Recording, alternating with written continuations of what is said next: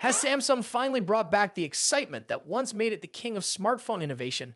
For years, fans have watched as the company moved away from bold risks and settled into a cycle of safe, incremental upgrades. But with the Galaxy S25 Edge, Samsung might finally be returning to its roots. This device isn't just another flagship, it's a statement that Samsung is ready to push boundaries again. A decade ago, Samsung was leading the charge in smartphone innovation. It wasn't just following trends, it was setting them. In 2011, the original Galaxy Note shocked the industry with its massive display and S Pen, proving that bigger screens were the future. At the time, most phones had small displays, but Samsung saw potential in larger screens and it paid off. Then in 2013, Samsung introduced the Galaxy Round, the first smartphone with a curved display. It was a glimpse into what was possible, and Samsung combined its expertise in mobile technology with its display division. The following year, the company went even further with the Galaxy Note Edge. This phone featured a display that curved on one side, introducing unique software features that allowed users to pull up different panels with a simple swipe. The concept was well received, and Samsung quickly expanded it to its flagship lineup. In 2015, the Galaxy S6 Edge and Galaxy S6 Edge Plus brought curved Edge displays to Samsung's main flagship series. The next year, the Galaxy S7 Edge took this concept even further, refining the design and setting a new standard for smartphone displays. At the time, few competitors could match this level of innovation. Then in 2017, Samsung made another bold move with the Galaxy S8 series by removing a physical home button and navigation keys. This allowed for larger screens without making the phones bulky, shaping the modern smartphone design we see today. Fast forward to 2020, and Samsung shook things up again with the Galaxy S20 Ultra introducing an entirely new tier to its flagship lineup. But in recent years, something changed. Instead of pushing the envelope, Samsung focused on refinement. Its designs became more uniform, upgrades became smaller, and even its foldable devices evolved at a slower pace than expected. Fans missed the risk-taking Samsung, the company that wasn't afraid to try new things, even if they didn't always work out. Now, with the Galaxy S25 Edge, Samsung seems ready to break free from the cycle of minor upgrades. Unlike the standard Galaxy S25 models, which play it safe, this device stands out with its ultra-thin design and aggressive styling. More importantly, Samsung chose to revive the Edge branding, which it hadn't used in almost a decade. That decision alone speaks volumes. The Edge name is associated with some of Samsung's boldest experiments in smartphone design, and bringing it back suggests that the company is serious about taking risks again. So what does this mean for Samsung's future? Could this be the start of a new era of innovation? There are already rumors that Samsung is expanding its smartphone lineup beyond the usual flagship and foldable models. We've seen hints of a special edition Galaxy Z Fold, and there are reports of a multi-fold device in development. There's even speculation about a more affordable version of the Galaxy Z Flip, making foldable technology more accessible. Is Samsung making a risky bet with the Exynos 2500 in the Galaxy Z Flip 7? And will the Galaxy Z Fold 7 escape this fate? Samsung has just confirmed that it is working on the Exynos 2500 and it plans to use it in mobile devices launching in the second half of 2025. This raises big questions about the future of Samsung's foldable lineup. The Galaxy S25 series launch left many feeling underwhelmed. While Samsung did introduce an upgraded camera for the Galaxy S25 Ultra, better speakers, and improved AI features, there was no major leap forward. Now all eyes were on Samsung's next big event, the summer unpacked launch of the Galaxy Z Fold 7 and Z Flip 7. However, recent leaks suggest that excitement may be short-lived. Initially, rumors pointed to the Galaxy Z Fold 7 using Qualcomm's Snapdragon 8 Elite, just like the Galaxy S25 series. Some reports even suggested a slightly weaker 7-core version of the chip.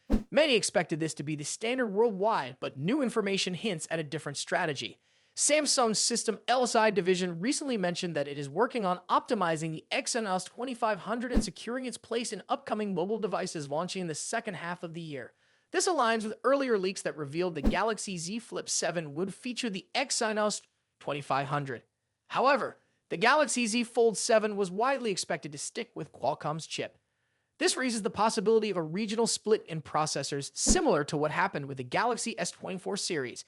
In that case, users in the United States and a few other regions received Qualcomm's chip, while Europe and other markets got the Exynos 2400. If Samsung follows the same approach, it could mean that some regions will get the Exynos 2500 and the Galaxy Z Fold 7 instead of the Snapdragon 8 Elite. This is not necessarily bad news, but it adds to concerns about Samsung's foldables this year. There haven't been many leaks about groundbreaking new features, making this processor decision even more important. Of course, Samsung may only be referring to the Galaxy Z Flip 7 when discussing the Exynos 2500, so we will have to wait for more leaks to confirm the final details. Another major question is how the Exynos 2500 will compare to the Snapdragon 8 Elite. Historically, Samsung's in-house chips have been slightly slower than Qualcomm's, leading to concerns about performance differences between the two models. If the Galaxy Z Fold 7 does end up with an Exynos variant in some regions, Samsung will need to ensure it can match the performance of its Snapdragon counterpart. Aside from the processor debate, the Galaxy Z Fold 7 is rumored to be a refined version of the Galaxy Z Fold Special Edition. It could feature a slimmer and lighter design, possibly with larger displays. However, this could also mean the removal of S Pen support. While it is hard to imagine Samsung making this change, the company already made compromises with the Galaxy S25 Ultra's S Pen, so anything is possible. Price-wise, the Galaxy Z Fold 7 and Z Flip 7 are expected to follow last year's pricing strategy. Have you ever been stuck outside trying to check your phone, only to realize the screen is so dim you can barely see a thing? And then you notice your battery just hit 5%. If you've been using Samsung Galaxy phones for a while, you know exactly what I'm talking about. For years, Galaxy users have dealt with this frustrating issue. The moment your battery drops below 5%, the screen dims drastically. It's supposed to save power, but let's be honest, it mostly just makes using your phone a nightmare, especially in bright sunlight. You're left squinting, blindly dragging the brightness slider, hoping to bring your screen back to life. Well, Samsung has finally listened. With One UI 7, this problem is finally being fixed. The latest update based on Android 15 introduces a new setting that gives you control over this automatic dimming. It's called Auto Dim Screen, and it can be found in the settings menu under battery. Simply turn it off, and your screen will stay at your preferred brightness, even when your battery is running low. This might seem like a small change, but it's one that could make a huge difference in daily use. No more struggling to read messages or navigate your phone when your battery is low. It's the kind of improvement that makes a phone feel more user-friendly, giving you more control instead of forcing you to deal with the built-in limitation. Right now, One UI 7 is available on the Galaxy S25 and Galaxy S24 series. But if you have another Samsung flagship device, you won't have to wait long. A wider rollout is expected to begin in February, bringing this and other upgrades to more users. This is just one of many refinements Samsung is making with One UI 7, proving that sometimes it's the little things that matter most. Have you ever been frustrated by your phone dimming at low battery? Let us know in the comments. If you found this update useful, don't forget to like this video and subscribe to our channel for more tech updates. Could Apple's iPhone SE 4 hit it out of the park, or is it more of a swing and a miss? Apple's gearing up for its big iPhone release of 2025, and no, it's not the iPhone 17 series, though that's certainly something we're all expecting. And while many are eagerly anticipating Samsung's Galaxy S25 Edge, Apple's got something else in the works. It's the iPhone SE 4, a phone that's been on the minds of budget-conscious Apple fans since 2023. And it's almost here. This isn't just any regular iPhone release, it's a chance for Apple to give its more budget-conscious customers what they've been asking for. A modern iPhone SE with thin bezels, almost ready to go. Most of the key details are locked in, but there's one big question hanging in the air. To notch or not to notch? That's the million-dollar question. According to a recent update from display industry expert Ross Young, the SE 4 is likely to sport a notch similar to the iPhone 14, which has made a lot of people wonder, is this really the best choice for Apple's latest budget-friendly device? This news doesn't sit well with everyone, especially not the industry leaker Evan Blass, who had hinted at a dynamic island design for the SE 4. However, after Ross Young's update, Blass joked that he might need to offer refunds for his earlier prediction, confirming that the notch is here to stay. Why would Apple stick with a design that's so widely debated? Well, the answer might lie in cost-cutting measures. Apple is known for making profit-driven decisions, and while this might seem like a slight letdown to some, it was always expected to be a direction they'd take. Still, it leaves some wondering whether this is the right move for Apple in the long run. So what's the trade-off? Dynamic island or a cheaper price? Let's be real. Apple has its reasons for keeping the price of the iPhone SE 4 in check. At the end of the day, it's all about the Apple tax. It's the cost of maintaining the status symbol that comes with owning an iPhone, no matter how much more you could get with a similar budget Android phone. But for those who will go for the SE 4, there's a decision to make. Will the iPhone SE 4's notch and single rear camera turn people off, or will the affordable price tag be enough to sway potential buyers? The iPhone SE 3 started at $429, and the SE 4 is expected to follow with a similar entry price of around $450.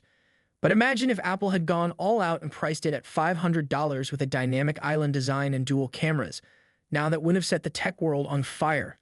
But at $450, it might struggle to make the same impact. Sure, some of you might say that a higher price tag for this budget phone just wasn't going to happen. But look at last year's iPhone 16 Pro and Pro Max. Those models didn't see a price increase despite their high-end specs. So it's clear Apple can afford to make a bold move when it wants to. It's just that, with the iPhone SE 4, they decided to play it safe. Let's think about this from a long-term perspective. Most buyers of budget smartphones, like the iPhone SE, hold on to their devices for 4 or 5 years. But owning a notched iPhone in 2029? That could feel like a relic. Apple's decision to stick with a notch might cost them in the long run, especially if customers feel they've settled for less. What do you think? Will the iPhone SE 4 find success with this design, or will it fall short of expectations? Let us know in the comments below, and if you enjoyed this video, don't forget to like and subscribe to our channel for more updates.